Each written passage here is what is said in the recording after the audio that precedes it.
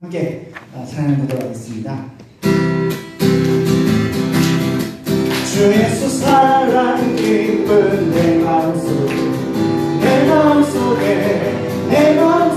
주 예수 사랑 기쁜 내 마음속에 주 예수 사랑 기쁜 내 마음속에 주 예수 사랑 기쁜 내 마음속에 있네. 나는 기뻐요, 정말 기뻐요. 주 예수 사랑 기쁜 내 맘에 나는 기뻐요, 정말 기뻐요. 주 예수 사랑 기쁜 내 마음속에 주 예수 사랑 기쁜 내 마음속에 있네. 나는 기뻐요, 정말 기뻐요. 주 예수 사랑 기쁜 내 맘에 나는 기뻐요, 정말 기뻐요. 주 예수 사랑 나는 기뻐요, 정말 기뻐요. 주 예수 사랑 기쁜 내 맘에 나는 기뻐요, 정말 기뻐요. 주 예수 사랑 기쁜 내 이제는 정죄 없네. 예수 안에서 이제는 정죄 없네. 예수 안에서 없네. 나는 기뻐요, 정말 기뻐요. 주 예수 사랑 기쁜 내 맘 나는 기뻐요, 정말 기뻐요. 주 예수 사랑 기쁜 이제는 해방됐네. 예수 안에서 이제는 해방됐네. 예수 안에서 해방. 나는 기뻐요, 정말 기뻐요. 주 예수 사랑 기쁜 내 맘에 나는 기뻐요, 정말 기뻐요. 주 예수 사랑 나는 기뻐요, 정말 기뻐요. 주 예수 사랑 기쁜 내 맘에 나는 기뻐요, 정말 기뻐요. 주 예수 사랑 기쁜 내 맘에 어두운 밤에 깜깜한 밤에 새벽을 찾아 떠난다.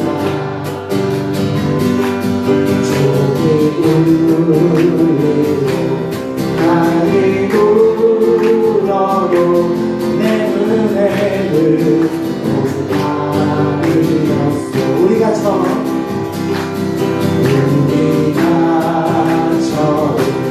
만난 그때는 차가운 새벽이었어.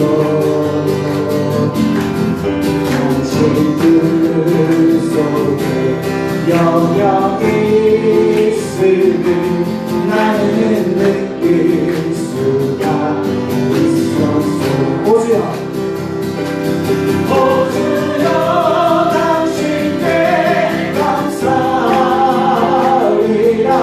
실로와 내게 주시는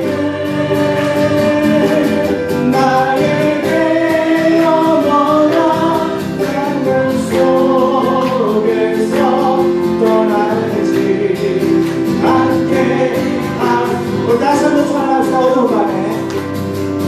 어두운 밤 캄캄한 밤에 새벽을 찾아 떠난다.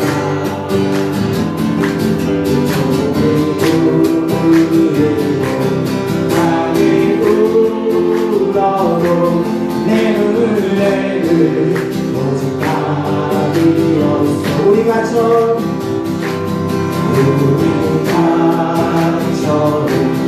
만난 그때는 차가운 새벽이었어.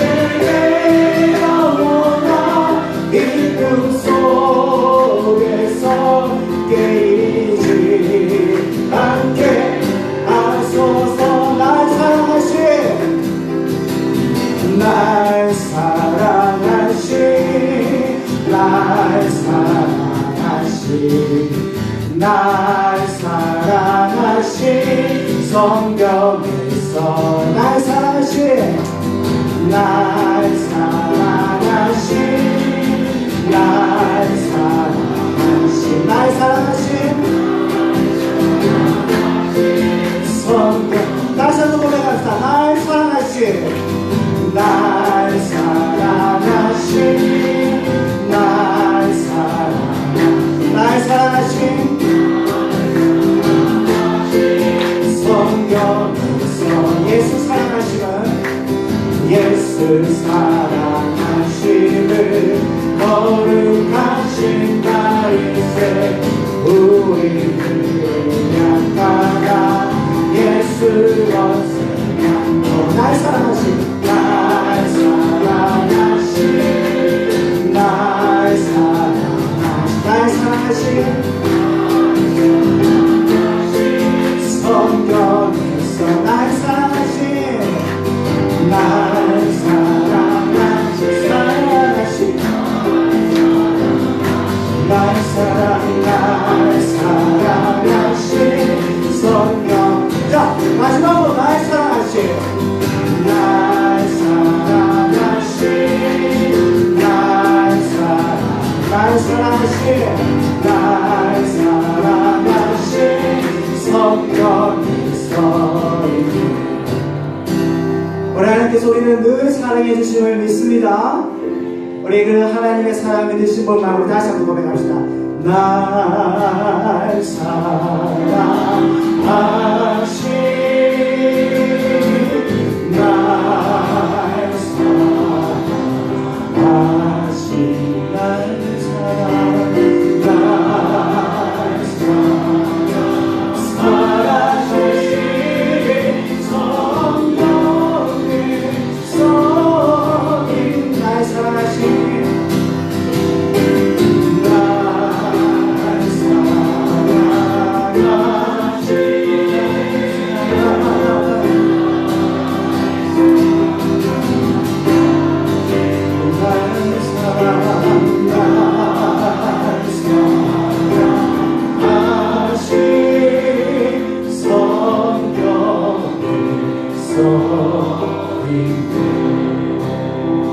아버지 당신의 마음이 있는 곳에 나의 마음이 있기를 원해요.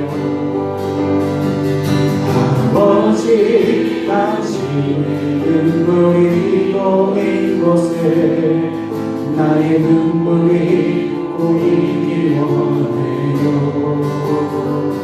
아버지 당신이 바라보는 영혼에게 나의 눈물이 향하길 원해요. 아버지 당신이 울고 있는 어둠을 땅에 나의 두 알이 향하길 원해요. 나의 마음이 아버지 내 마음아 내 모든 뜻 아버지의 뜻이 될 수 있기를 나의 온몸이 아버지 내 마음 알아 내 모든 삶 당신의 삶에 아버지 당신의 마음이 있는 곳에 나의 마음이 있기를 원해요. 아버지 당신의 눈물이 고인 곳에 나의 눈물이 고이길 원해요. 아버지 당신이 바라보는 영혼에게 나의 두 눈이 향하길 원해요. 아버지 당신이 울고 있는 어두운 땅에 나의 두 발이 향하길 원해요.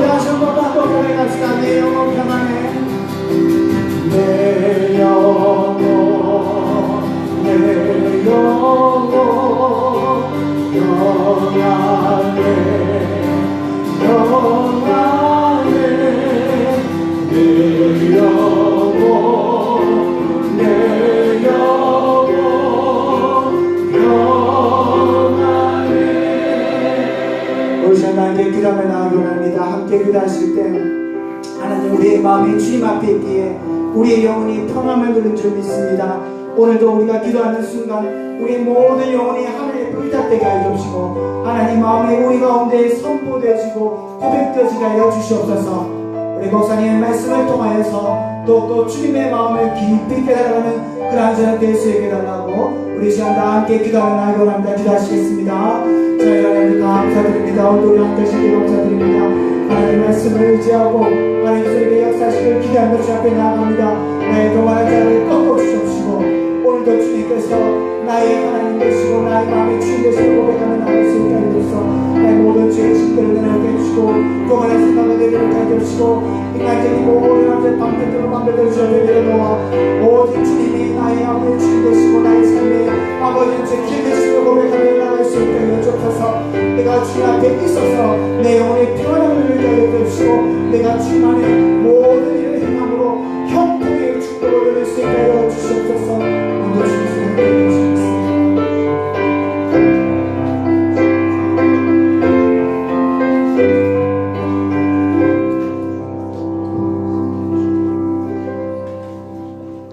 이 밤도 주 앞에 나와 기도하게 하심을 감사합니다. 성령 하나님께서 우리를 불러주셨사오니 우리의 영을 어루만지시고 우리의 영을 인도하여 주셔서 기도하는 복된 밤이 되게 하여 주시옵소서.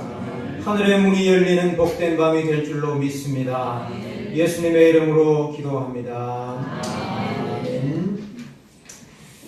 내일부터 영유치부 성경학교가 시작됩니다. 우리 어린 자녀들의 신앙을 위해서 많은 기도해 주시기를 부탁드립니다. 사사기 14장 말씀입니다.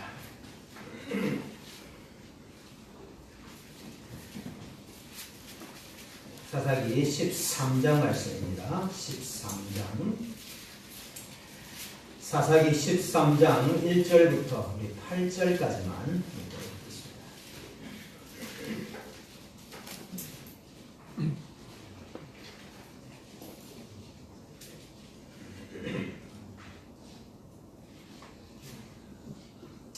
사사기 13장 1절부터 8절까지입니다. 한 절씩 교도하겠습니다. 이스라엘 자손이 다시 여호와의 목전에 악을 행하였으므로 여호와께서 그들을 40년 동안 블레셋 사람의 손에 넘겨주시니라.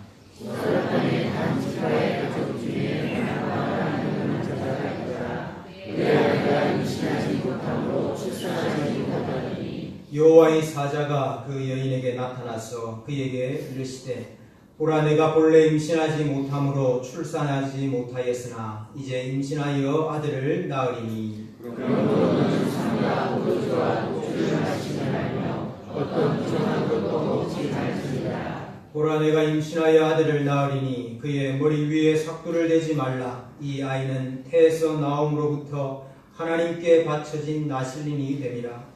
그가 블레셋 사람의 손에서 이스라엘을 구원하기 시작하리라 하시니 이에 그 여인이 가서 그의 남편에게 말하이르되 하나님의 사람이 내게 오셨는데 그의 모습이 하나님의 사자의 용모 같아서 심히 두려움으로 어디서 왔는지를 내가 보지 못하였고 그도 자기 이름을 내게 이르지 아니하였으며 그가 내게 이르기를 보라 내가 임신하여 아들을 낳으리니 이제 포도주와 독주를 마시지 말며 어떤 부정한 것도 먹지 말라.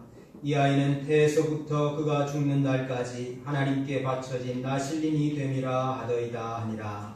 마누아가 여호와께 구하여 이르되 주여 구하옵나니 주께서 보내셨던 하나님의 사람을 우리에게 다시 오게 하사 우리가 그 나을 아이에게 어떻게 행할지를 우리에게 가르치게 하소서 하니.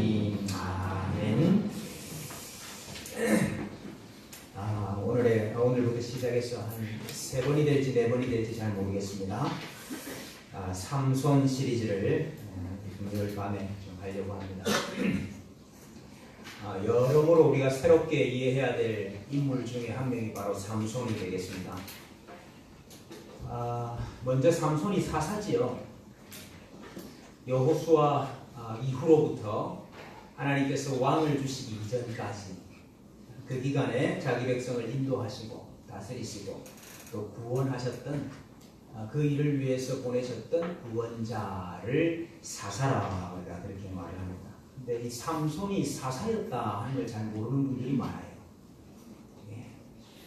여러분 삼손은 사사로서 하나님의 구원의 도구였습니다. 그래서 오늘 우리가 읽었던 본문 5절에도 보니까 그가 블레셋 사람의 손에서 이스라엘을 구원하기 시작하리라. 하나님께서 이스라엘을 구원하시는데 삼손이라는 사사를 통해서 구원하실 것이고 삼손은 그 구원의 일을 시작하는 인물로 묘사를 하고 있습니다. 삼손은 사사였어요. 또 삼손은 성경에서 믿음의 사람이라, 믿음의 용사라, 선진이라 이렇게 소개를 하고 있습니다. 우리는 삼손을 아주 낮게 평가를 하지 않습니까? 힘만 셌지 전혀 하나님의 뜻을 따르지 않았던 사람으로 이렇게 많이 이해를 하고 있습니다.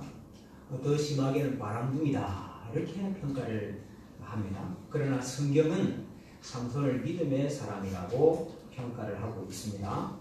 히브리서 11장 32절에 내가 무슨 말을 더 하리요? 기드온, 바락, 삼손, 입다, 다윗 및 사무엘과 선지자들의 일을 말하려면 내게 시간이 부족하리로다 그랬습니다. 수많은 믿음의 선진들을 소개하는 가운데 삼손을 소개하고 있다 하는 것을 우리가 이해를 해야 됩니다. 그래서 왜 삼손이 사사이고 왜 삼손이 믿음의 사람인가 선진인가 하는 것은 이제 우리가 시리즈를 통해서 하나하나 알아가게 될 것이고 오늘은 삼손의 출생과 관련된 말씀을 통해서 우리에게 주시는 하나님의 뜻을 발견하기를 원합니다. 오늘 우리가 살펴볼 것은 3가지인데요. 첫째, 삼손은 소라 땅에서 태어났다. 소라 땅에서 태어났다. 둘째, 삼손은 기도로 태어났다. 셋째, 삼손은 나실인으로 태어났다. 오늘 이 3가지를 함께 살펴보려고 합니다. 먼저 삼손은 소라 땅에서 태어났습니다. 오늘 2절 말씀에 보니까 소라 땅에 단 지파의 가족 중에 마노아라 이름하는 자가 있더라 그랬습니다. 이게 무슨 의미가 있습니까? 예, 아주 큰 의미가 있습니다. 여러분 단 지파라고 그랬습니다. 단 지파. 여호수아 마지막 때 이제 여호수아가 땅을 다 차지하고 정복하고 각 지파별로 땅을 나누어 주지 않습니까? 오는 주일 오후에 우리가 그 이야기 이제 해야 되는데 근데 이제 지파별로 땅을 나누어 주는데 단 지파가 받은 땅이 있습니다. 어디를 받았는고 하니까 이스라엘 이 중부 지역을 받았습니다. 그래서 중앙에는 아얄론 골짜기가 있고, 단 지파가 받은 땅 제일 서쪽으로 가면은 해안선을 끼고 욥바가 있습니다. 욥바가 있고, 오른쪽에는 베냐민 지파의 땅이 있어요. 베냐민 지파의 땅에 기브온이 있습니다. 그러니까 아래로는 유다 지파의 땅인데 베들레헴하고 아주 가까운 그 땅을 이제 단 지파가 기업으로 약속의 땅으로 받았습니다. 근데 단 지파가 그 땅을 받고 난 다음에 남아있는 가나안 족속들을 이렇게 다 물리치고 그 땅을 온전히 하나님 백성의 땅으로 만들어야 되는 사명이 있음에도 불구하고 단 지파가 그 일에 실패를 합니다. 그래서 사사기 1장 34절에 보면은 아모리 족속이 단 자손을 산지로 몰아넣고 골짜기에 내려오기를 용납하지 아니하였으며 결심하고 헤레스 산과 아얄론과 살림에 거주하였더라. 그랬습니다. 이제 실패한 이스라엘 지파들이 많았습니다. 뭐 다음만 실패한 건 아닌데 실패한 지파들이 많았는데 그래도 어떻게 소개를 하는 거 하니까 어떤 지파가 가나안 족속을 다 쫓아내지 못하였더라 이렇게 소개를 하거든요. 근데 지금 다한 지파는 소개가 완전히 다릅니다. 이 주어가 이스라엘 족속이 아니에요. 이스라엘 백성이 주어가 아니고 가나안 족속이 주어예요. 가나안 족속이 단 자손을 산지로 몰아넣고 골짜기로 내려오기를 허락하지 아니하였다, 용납하지 아니하였다 이렇게 소개를 하고 있습니다. 그래서 주어가 완전히 바뀌어버렸습니다. 그 전까지는 그래도 이스라엘 백성이 그래도 주도권을 쥐고 거기서 살고 있는데 어쨌든 가나안 족속을 다 쫓아내지는 못했다 이렇게 소개를 하고 있는데 다한 지파의 경우는 가나안 족속이 다한 지파를 아예 격리시켜버린다 이렇게 지금 소개를 하고 있습니다. 그래서 가나안 사람이 주도하는 상황이 되어버린 것입니다. 그러다 보니까 이 다한 지파가 그 땅을 차지하고 살기가 번성하고 살기가 아주 어렵지 않겠습니까?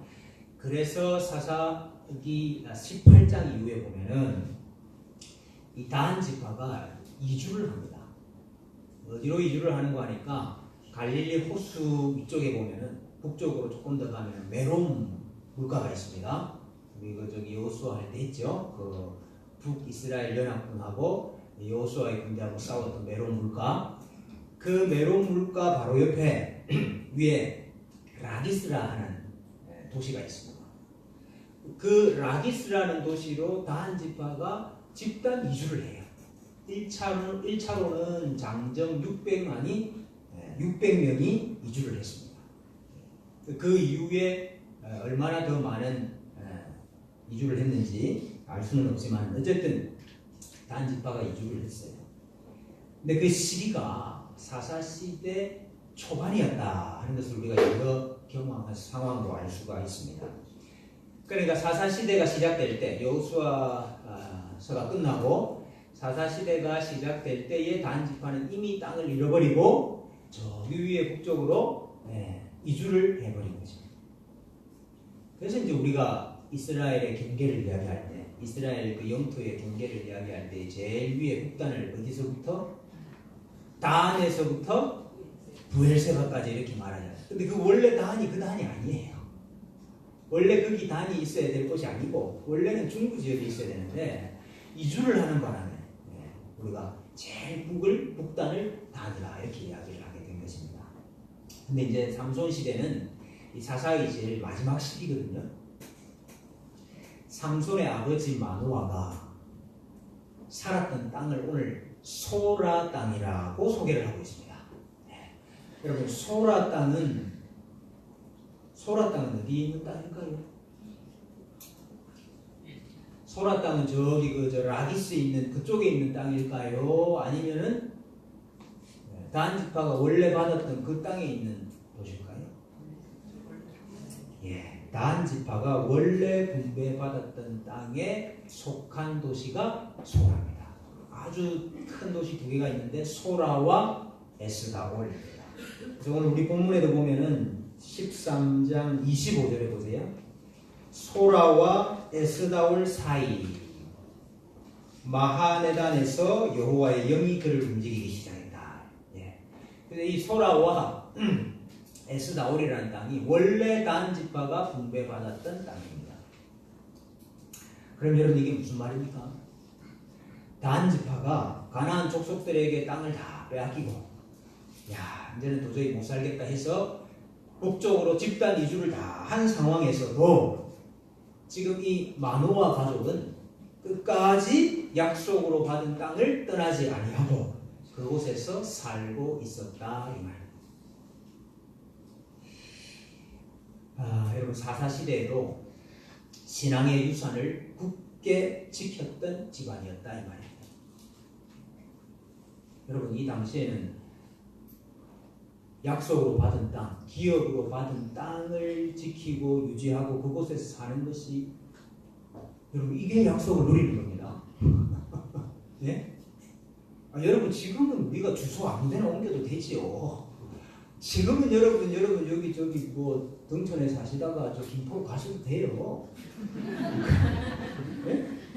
아니 등촌에 사시든 김포에 사시든 예? 우리가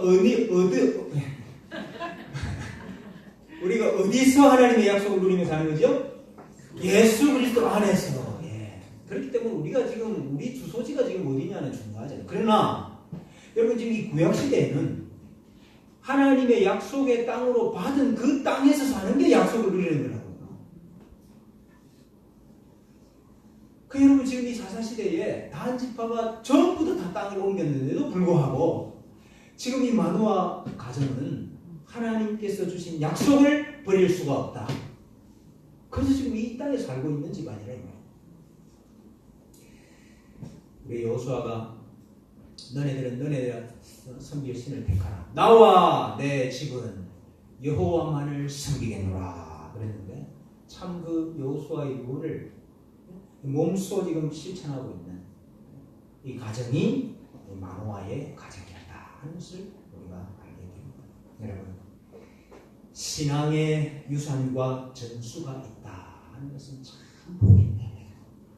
정말 큰 복입니다.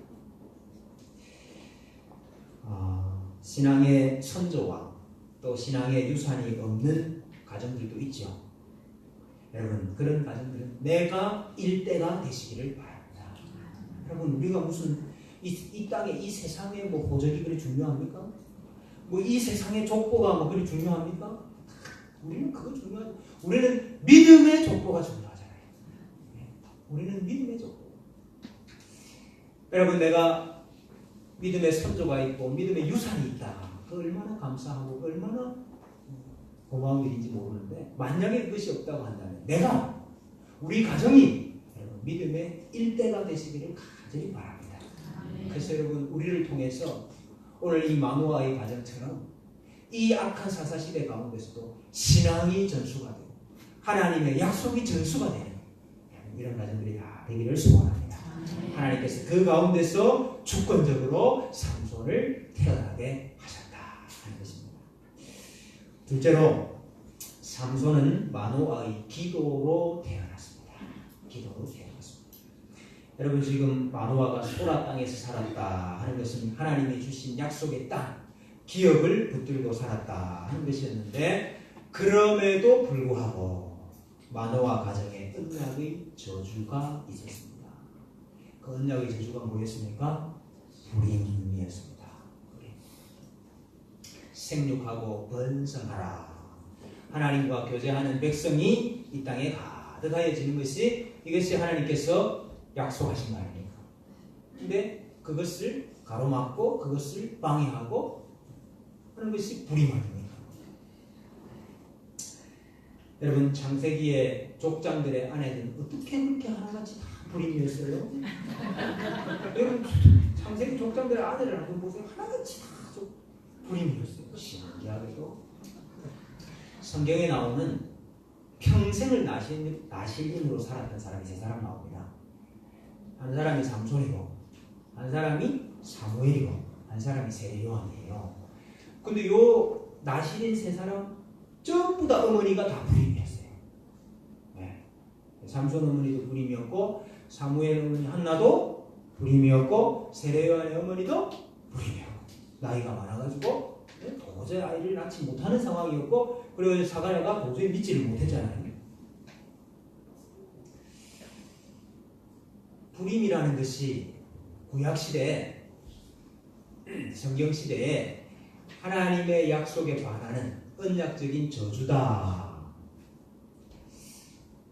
그러니까 이와 같이 마노아 가정같이 하나님의 약속을 어쨌든 붙잡고 살려고 하는 가정에도 이러한 저주와 이러한 고난과 이러한 어려움이 있는 거구나. 우리가 그것을 1차적으로 알게 되는 것이고 그럼에도 불구하고 우리가 이 언약적인 저주의 상황을 어떻게 이해해야 되느냐 하는 것입니다. 여러분 우리는 언약의 저주의 상황을 하나님의 일하심의 무대라 이렇게 이해를 해야 됩니다. 하나님께서 일하신 무대가 조성되었구나 이렇게 이해를 해야 됩니다. 마노아 가정에도 언약의 저주가 있었죠. 그때 마노아가 말이죠. 이 상황을 그 상황을 예수 믿어도 아무 소용없다. 예수 믿어도 되는 거 아무것도 없다. 내가 뭐 이렇게 뭐 약속을 붙잡고 살려고 해도 똑같이 다른 사람들을 똑같이 고난당하는 거 마찬가지다.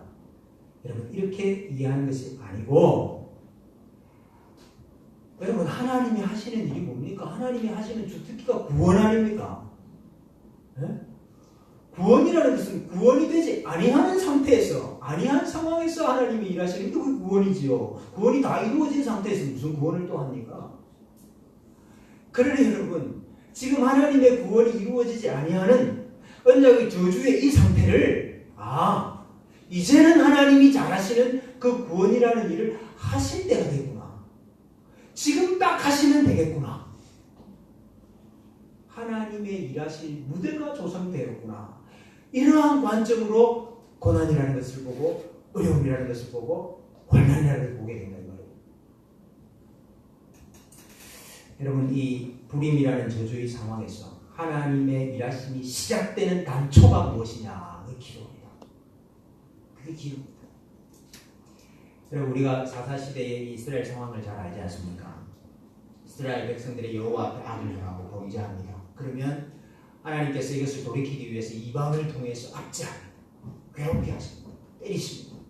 그러면 이스라엘 백성들이 그 괴로운 가운데서 뭐합니까? 부르짖습니다. 기도합니다. 간구합니다. 그러면 하나님께서 그 간구를 들으시고 사사를 들어서 그들을 구원해 주십니다. 다시 평화가 왔다가 다시 이스라엘 백성들이 범죄하고 여러분 이게 이제 순환되지 않습니까? 근데 여러분 사사시대에는 이 순환고리가 깨어집니다.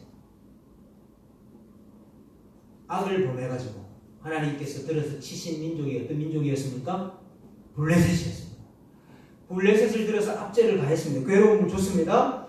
근데 거기서 끊어져요. 원래는 뭐가 있어야 됩니까? 부르짖음이 있어야죠. 고난으로 인하여서 부르짖어야 되죠. 그래야 사사를 들어서 부르짖음이 없어요. 삼손 시대에는 부르짖음이 없어요. 이게 그렇게 돼요. 그래서 여러분 그 삼손 이전까지 가장 긴 압제를 받았던 시기가 20년이었습니다. 근데 블레셋이 삼손 때에 블레셋이 몇 년 압제하는지 아십니까? 40년을 압제해요. 그 이유가 뭡니까? 부르짖지 않아요. 기도하지 않는다 이 말이죠. 기도하라고 하나님, 부르짖으라고 하나님은 때리시는데 기도하지 않으니까 부르짖지 아니하니까 이 하나님 어떻게 하니까 기도를 잃어버린 시대가 되었습니다. 근데 여러가지 오늘 우리 본문에 그 기도를 잃어버린 시대 가운데 기도하는 한 사람을 발견하잖아요. 우리가 읽었던 8절 말씀을 보십시오. 8절 마노아가 여호와께 기도하여 이르되 여러분 이게 지금 워낙 뭐 성경에 기도한다는 말이 많이 나오니까 아이고 마노아가 기도했는데 뭐 여러분 이게 아니에요 지금. 여러분 지금 이 마노아의 시대는 기도가 없는 시대입니다. 기도를 완전히 잃어버린 시대입니다. 근데 마노아는 기도했다 이 뜻입니다. 야, 뭐라고 기도했습니까? 뭐라고 기도했죠? 하나님의 사람을 다시 보내주셔서 우리에게 주실 그 아이에게 우리가 어떻게 행할지를 우리에게 가르치게 하소서. 야, 이것도 좀 이 기도의 내용도 기가 막힌 겁니다. 우리가 어떻게 행할지를 가르쳐 주십시오. 이거 아닙니까? 여러분 사사시대가 어떤 시대입니까? 각각 자기 소견에 옳은 대로 행하였더라. 물을 필요가 없는 시대예요. 아니, 웃기는 뭐 묻습니까? 내가 내 소견에 옳은 대로, 내 생각에 옳은 대로 하면 되는 시대인데. 근데 지금 마노아는 뭘 기도하고 있어요? 우리가 어떻게 해야 됩니까?를 기도하고 있어요. 야, 여러분, 마노아의 기도가 이 고난의 시대, 기도를 잃어버린 이 시대 가운데 보석과 같이 빛나는 기도가 아닙니다. 물론 여러분, 삼손이 태어난 것은 하나님의 주권적인 선택이고 주권적인 은혜에 의해서 그렇게 된 것이지만은, 그러나 성경은 마노아가 기도했다 하는 이 말씀을 통해서 이 어두운 시대 가운데서도 기도할 때에 시대를 바꿀 하나님의 구원을 드러낼 구원자를 주시는구나 하는 것을 우리에게 보여주시는 것입니다. 여러분, 고난을 고난으로만 보지 말고 하나님께서 일하시는 방법, 하나님께서 일하시는 무대, 하나님께서 일하실 상황이 되었구나, 시간이 되었구나, 이렇게 보는 안목이 생기시기를 바랍니다. 하나님께서 일하실 환경으로 우리의 고난을 한번 보세요. 네? 하나님께서 일하실 무대로서 오늘 이 악한 시대를 한번 보십시오. 그러면 여러분, 그 고통과 그 괴로움에 반응하는 태도가 달라집니다. 태도가 달라집니다. 다 똑같이 어려움이 오고 아픔이 오고 환난이 오면 누구 때문이다? 무엇 때문이다? 그리고 낙심하고 낙담하고 포기하고 여러분, 이런 태도 지금이 여호와께서 일하실 때입니다. 이렇게 우리의 태도가 바뀌어요. 지금이야말로 하나님께서 일하셔야 되지 않습니까? 그리고 하는 일이 뭐지요? 기도하게 된다. 기도하게 되고 부르짖게 되고 엎드리게 된다. 기도할 때에 하나님께서 그 시대를 바꿀 삼손이라는 사사를 마노아 집에 주셨습니다. 여러분, 기도함으로 하나님의 구원을 경험하는 우리 가정들이 다 되시기를 바랍니다. 셋째로, 삼손은 나실인으로 태어났습니다. 나실인으로 태어났습니다. 나실인이라 하는 말은 구별되었다 하는 말입니다. 구별되었다. 이 구별이라는 말은 성경적인 개념으로 하면은 정한 것이 있고 부정한 것이 있어요. 모든 것은 정한 것이 있고 부정한 것이 있는데 그 정한 것 중에서도 구별된 게 있습니다. 그래서 구별된 것을 하나님께서 받으시는 거예요. 그걸 하나님께서 쓰시는 거예요. 그래서 하나님께서 사용하실 구원자로 구별되었다 하는 뜻인데, 원래 이 나실인이라는 것은, 나실인 제도라는 것은 일반 백성들이 말입니다. 일반 백성들이 어떤 이유나 어떤 목적 때문에 일정 기간 자신을 구별하여서 마치 제사장이나 레위인처럼 쓰임 받는 것을 이 나실인 제도라 그럽니다. 보통 나실인 제도 서약을 많이 하는 경우가 전시 때, 전쟁이 났을 때, 이때 이제 나실인 서약을 많이 하게 됩니다. 근데 이제 나실인이 되려고 그러면, 구별되려고 하면 서약을 해야 되는데, 그 서약 중에 대표적인 것이 포도주를 금하는 것입니다. 포도주를 마시지 않는 것입니다. 제사장들도 회막에 들어가서 봉사할 때 포도주를 마시지 말아라 이렇게 되어 있습니다. 여러분, 왜 나실인 서약 가운데 포도주를 마시지 말아야 되느냐? 우리는 이제 보통 술이 부정하고 술이 악한 것이기 때문에 그거를 끊어야 된다. 이렇게 이야기를 많이 하는데 사실은 그 반대입니다. 반대. 포도주가 성경에는 포도주가 하나님 나라의 복, 안식의 복을 상징을 합니다. 포도주가. 그래서 내가 하나님의 주시는 땅에 들어가서 하나님이 주시는 안식을 다 누린다 하는 표가 포도나무 아래 거하는 것이고, 이 포도 농사가 잘 되어가지고 포도주를 마음껏 누릴 수 있는 이것을 안식을 누리는 개념으로 성경은 많이 이야기를 하고 있습니다. 제가 몇 번 이야기했으니까 자세하게 얘기 안 해도 됩니다. 그렇다고 해서 포도주를 지금 우리가 포도주를 안식의 상징이라 생각하면 굉장히 곤란합니다. 지금 우리에게 있는 안식의 상징으로서의 포도주가 뭐죠? 성찬상의 포도주입니다. 다시 말로 예수님의 피가 우리에게 안식을 주는 포도주입니다. 네. 그저 무슨 프랑스산 몇 년산 그거 말고. 네? 근데 어쨌든 구약시대는 포도주가 하나님의 안식의 상징이었네요. 그러니까 내가 기간을 두고 하나님의 약속을 내가 의도적으로 끊는 겁니다. 왜요? 하나님 우리에게 이루어 주셔야 될 안식이 지금 이루어지지 않고 있습니다. 그 여러 가지 상황 때문에 말입니다. 나에게 있는 불임이라는 이유 때문에, 우리에게 있는 전쟁이라는 이유 때문에, 이방 족속이라는 이유 때문에, 부정이라는 이유 때문에 하나님의 약속이 이루어지지 않고 있습니다. 그것을 내가 감당하고 답답해하고 안타까워하면서 하나님 약속을 다시 이루어 주십시오. 그걸 위해서 해야 하는 게 나신이세요. 그래서 포도주를 끊는 거예요. 네. 제사장들이 이제 회막에 들어가서 봉사할 때에 포도주를 마시지 말아라 그러지 않습니까? 그거는 제사장들이 지금 하나님의 집에 열심히 출입하고 왔다 갔다 하고 있지만은 아직까지 최종적인 안식은 오지 않았다는 것을 보여주는 구약의 예표입니다. 네. 구약의 예표예요. 사실은 최종적으로 너희가 들어가야 할 하나님의 집이 있고 그 집에 들어가야 너희가 안식을 누린다 하는 것을 사실은 보여주는 예표입니다. 우리 예수님께서 자신의 피를, 언약의 피를 포도주로 상징하면서 다 나눠주셨잖아요. 제자들에게 만찬을 하시면서 아주 미스테리한 이야기를 하나 하세요.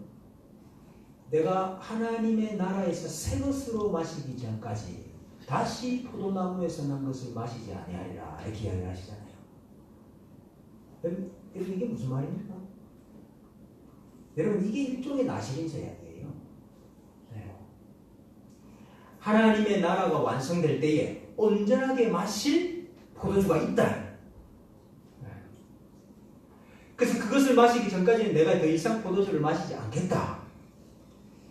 예수님께서 제자들에게 포도주를 나누어 주시면서 성찬을 하실 그때는 예수님께서 죽으시기 전입니까? 이후입니까? 전이죠. 예수님께서 아직 대속의 죽음을 죽기 전이시지요. 그래서 아직 예표로서 제자들에게 잔을 나누어 주셨지만은 그 잔은 아직까지 완성된 게 아니라 이 말입니다. 어떻게 해야 완성이 될까요? 그 예표가 바라보는 예수님의 죽으심, 언약의 피, 그것이 실제로 뿌려져야 그 잔이 온전한 잔이 되는 겁니다. 그래서 여러분 하나님의 나라에서 새 것으로 마신다. 예수님 언제 마시셨습니까? 아직까지 안 마시고 계세요? 성취하고 가서 성취. 네. 의미상은 저 말씀 맞습니다. 근데 여러분 예수님께서 십자가에 달리셨을 때에 처음에 군병들이 포도주를 갖다가 입에 댔습니다. 그때 예수님께서 받지 않으셨어요. 근데 운명하시기 직전에 내가 목마르다. 그래가지고 군병이 해용에 머금은 포도주를 대니까 예수님께서 받으시고 다 이루었다. 그리고 운명하셔요. 여러분 예수님의 십자가 죽음, 그 죽음이 하늘나라에서 이루는 새 잔입니다.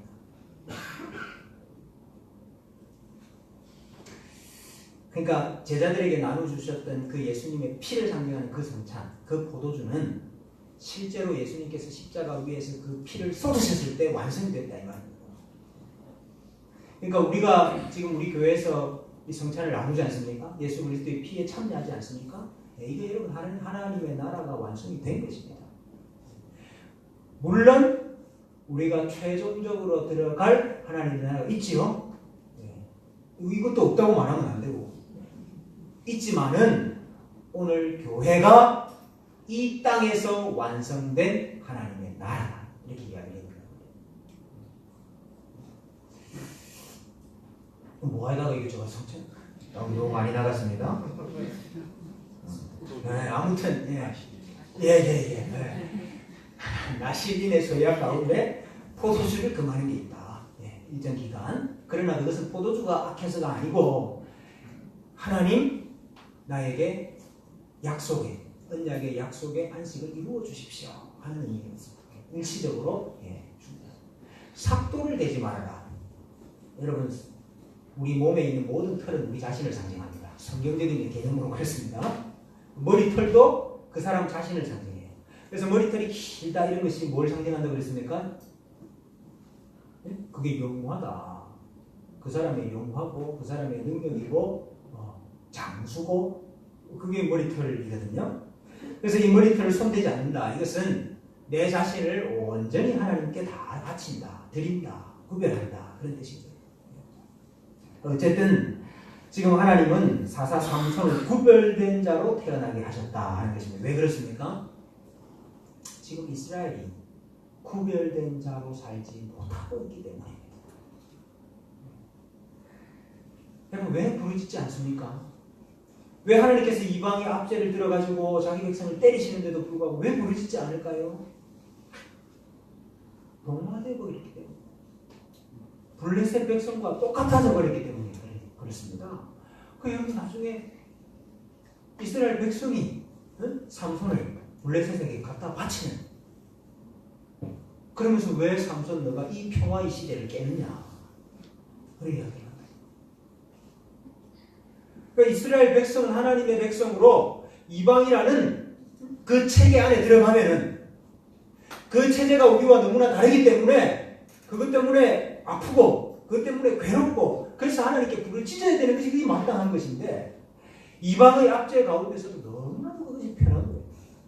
그게 너무나 우리가 딱 잘 맞는 거예요. 부르짖을 이유가 없게 돼요. 동화되어 버렸다. 구별되지 못했다 이 말이에요. 여러분 그래서 하나님께서 왜 삼손을 나시린으로 태어나게 하셨느냐. 이 시대에 어떻게 하나님의 구원이 임하느냐. 이 사사시대에 어떻게 하나님의 구원이 임하느냐. 구별됨으로 임하는 것이다. 너희가 구별되어야 된다. 이것을 보여주는 것이죠. 여러분 하나님의 교회는 구별되어야 됩니다. 세상과 구별되어야 됩니다. 이 세대와 구별되어야 됩니다. 이 시대의 풍조와 구별되어야 됩니다. 이 시대의 사상과 구별되어야 됩니다. 저는 우리 한국 교회를 볼 때마다 늘 어떤 안타까운 마음입니다. 여러분 오늘날 우리 시대의 교회는 이 세상을 하나님의 나라로 만들어야 된다. 이 세상을 하나님의 나라로 만들어야 된다. 이렇게 생각하고 어설프게 뛰어들었다가 이 세상을 하나님의 나라로 만들기는커녕 교회가 하나님의 나라와 비슷해지고 있는 상황이다. 저는 그렇게 평가를 합니다. 여러분 이 세상을 하나님의 나라로 만들어야 된다. 그게 이제 좀 신학적으로 어렵게 말하면 신칼빈주의라고 합니다. 아브라함 가이트로부터 시작된. 근데 지금 우리 신학은 대부분 다 신칼빈주의예요. 지금 우리 한국 교회에. 여러분 제가 아까 뭐라고 그랬죠? 이 땅에서 이루어진 하나님의 나라는 어디라고요? 어디라고요? 교회입니다. 하나님의 나라가 교회예요. 근데 신칼빈주의는 이 세상을 교회로 만들어야 돼요. 그럼 교회는 뭡니까? 교회는 이 세상을 하나님의 나라로 만들기 위한 도구다 이렇게 보는 거예요. 여러분 이게 굉장히 큰 차이입니다. 하나님의 나라, 교회를 하나님의 나라로 보느냐 아니면 하나님의 나라를 위한 도구로 보느냐 이게 얼마나 큰 차이예요. 근데 우리는 지금 그렇게 돼 있어요. 이 세상을 하나님의 나라로 만들어야 되기 때문에 교회가 세상을 변화시키겠다, 세상을 하나님의 나라로 만들겠다, 굉장히 어설프게 나와요. 굉장히 어설프게. 그래가지고 나가서 하는 소리가 뭐냐? 기껏해야 교회가 세상과 구별되는 게 뭐냐?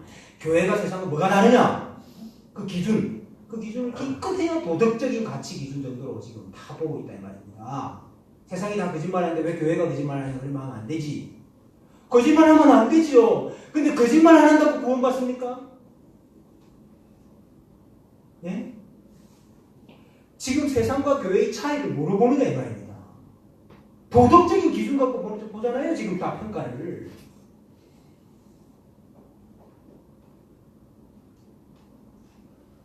여러분, 교회와 세상은 본질적으로 다릅니다. 교회는 산 자고 세상은 죽은 자예요. 교회는 산 자고 세상은 죽은 자예요. 그래서 세상은 허망한 곳이고 허무한 곳이고 교회는 소망이 있는 곳입니다. 여러분 세상이 교회를 판단할 수 있습니까? 예? 세상이 교회를 판단할 수 있습니까?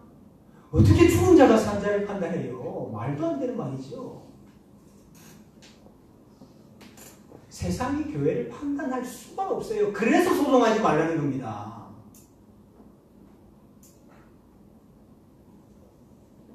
교회를 세상과 비교할 수가 없어요. 비교 대상이 아니에요. 근데 교회가 하나같이 세상의 판단 기준에 자기 자신을 맞춰가지고 거기 지금 다 들어가고 있단 말이에요. 우리 한국 교회 상황이 그래요 지금. 네? 세상의 기준에 갖다가 지금 교회를 끼워 맞추고 있다 이거.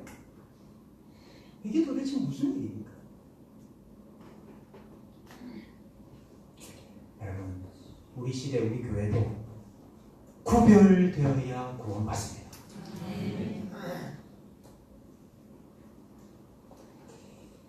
근데 오늘 하나님께서 삼손만 구별하신 것이 아니고요. 삼손이 태어나도록 하기 위해서, 삼손이 구별된 자로 태어나도록 하기 위해서 삼손 어머니도 구별을 시키고 있어요. 네. 삼손 어머니에게도 너 포도주와 독주를 마시지 말고 부정한 것 먹지 말아라 이렇게 이야기를 해요. 네. 어머니도